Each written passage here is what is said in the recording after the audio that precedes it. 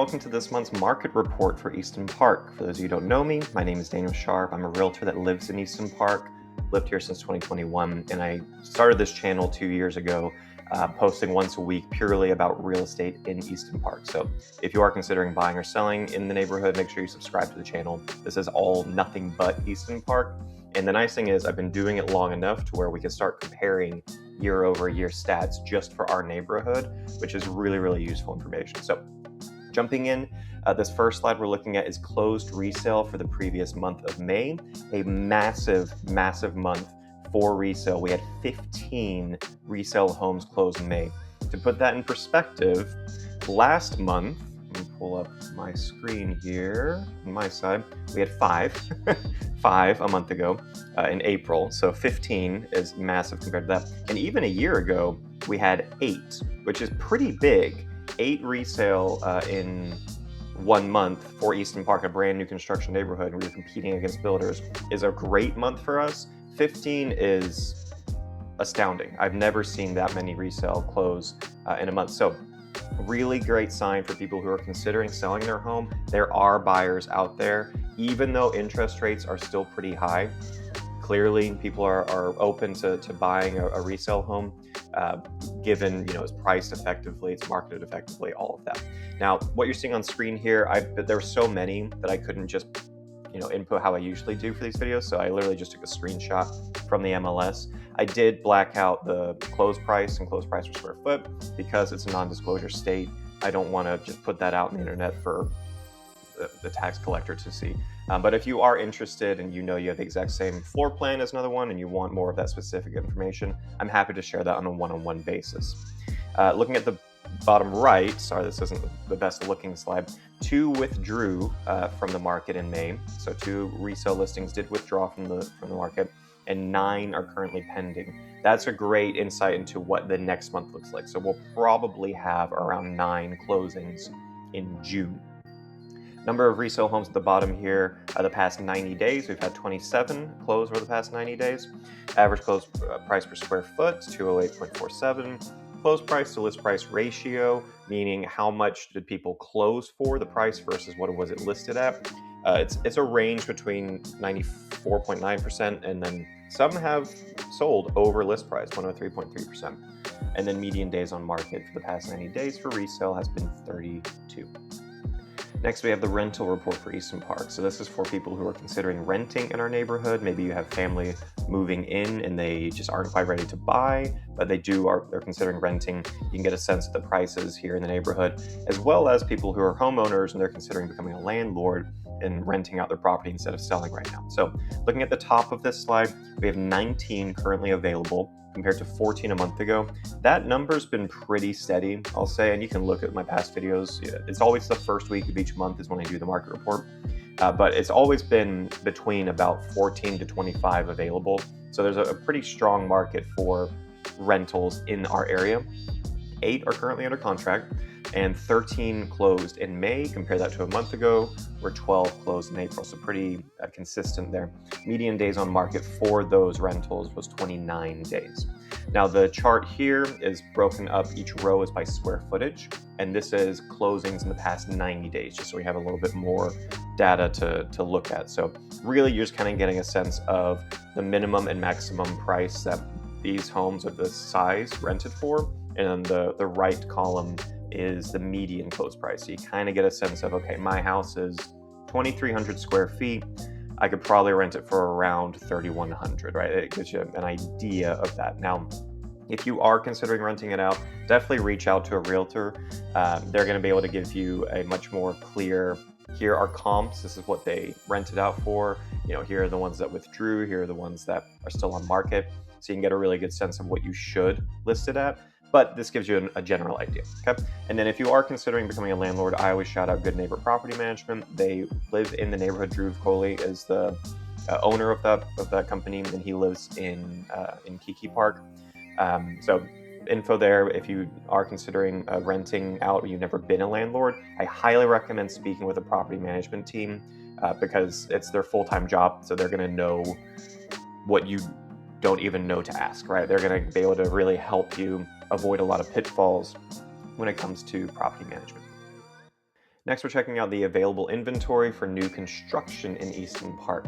So this one, we have 7 builders, and so I've put each row by builder, except Brookfield because they have 3 very distinct products. Each of them get their own row. Main thing here is, again, if you're considering buying in the neighborhood, this gives you a really easy just look at, okay, price per builder, per product, what's the price range we're looking at, and then you can kind of see what's available. I will say a couple things on this. So the column to the right where it says available, I'm including, because they have inventory homes, but a lot of builders will say this home that's going to be built in 5 months is available. So that's in here, okay? It's not saying we have 109, ready to move in this week. We have 109 that you can put earnest money down on and reserve for yourself. But many of these, I would argue most of these, aren't built yet. Okay, they're in the process of being built, and they will be built over the next 5-6 months. That being said, the big news one from this one is Taylor Morrison. You can see how there's 17 available, and a month ago there was 4. The reason for that is Taylor Morrison has brand new floor plans. As a company, they're putting in all of their communities, and so there was kind of this gap where they stopped building their old floor plans. They restarted all new ones, and so those are now in construction and coming out soon. I'm really excited for these floor plans.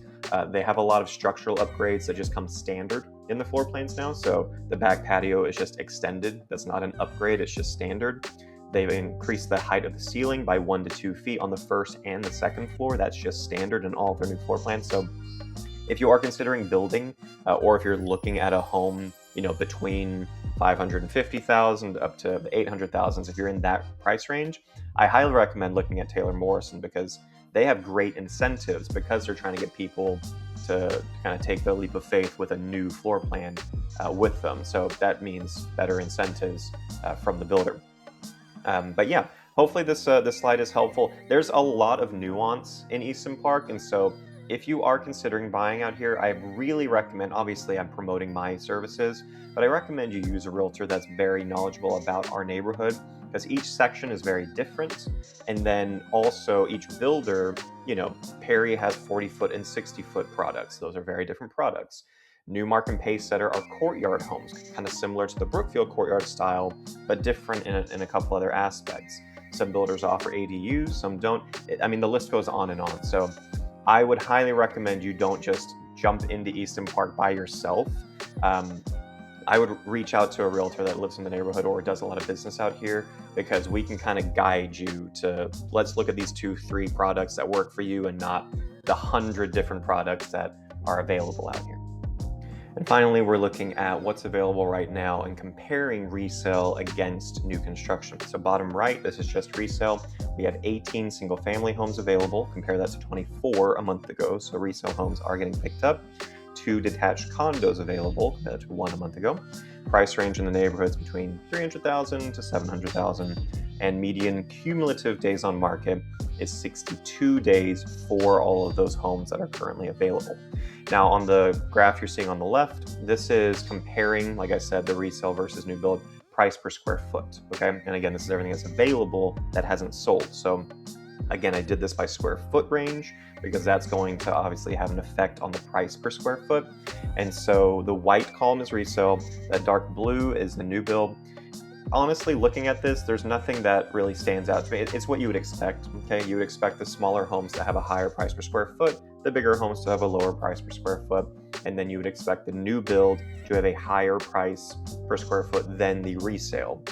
Because new build is A, new, people are willing to pay a little bit more for brand new, and then B, they're offering incentives, and they have a whole marketing campaign to make you feel like you're getting a great deal. Something I do want to say on that, if you are selling your home currently or you're thinking of selling your home, make sure you're aware of what the builder is offering. Even though you're not competing directly with the builder, quote unquote, you're in the same neighborhood. People who are coming to Easton Park are going to see and probably talk with that builder. And so if you're trying to sell your house, I don't think it's good enough to just do a price reduction. Say the builder is offering your floor plan at $600,000. You go, okay, I'll offer mine at $550,000. That's great, but you also need to know, okay, what incentives is the builder offering? Are they offering $10,000 off closing costs? Are they offering $20,000 towards a rate buy down? These are all things you can also offer as a homeowner, and I think it's really a way to leverage yourself in this market to where you are offering close to, if not the same incentives as the builder. Now, there's other things, right? If you've done a lot of upgrades to the property, make sure you're showcasing those, etc. Like there's a lot of reasons why someone should go with resale over new build if you've taken care of the property and you've done a bunch of custom designs, things to it that the builder doesn't offer. Those are all obvious things that you need to point out. But I just wanted to bring that up. I don't see a lot of resale kind of showcasing, hey, we'll pay closing costs, or we'll offer $10,000 towards closing costs. Even just saying that, or we're willing to negotiate a rate buy down, because we know interest rates are a big barrier for people wanting to even look at resale, because they know the builder is going to buy the rate down. I would say, hey, let's promote that. But yeah, I just wanted to kind of give that advice to anyone who's thinking of selling their home. I think that would really help you stand out from other resale, and it would help you match up against all the builders we have here in Easton Park.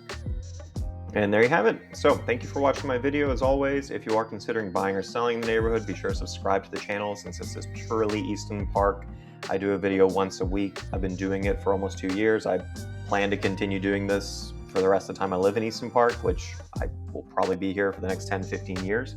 So definitely subscribe if you currently live here or you're thinking of moving here. And if you need a local expert in your next real estate purchase or sale, I'd love to get to know you, get to help you, and be your personal advisor. I was a teacher for 10 years, and I still see myself as a teacher in real estate. That's why I enjoy doing these videos. It's not just to promote my services, but I give a free education to people as much as I can. So if you do want a personal advisor and someone with a teacher's background instead of a salesman, definitely reach out to me, and I'd love to see how I can help you. Until next time, hope to see you guys around town.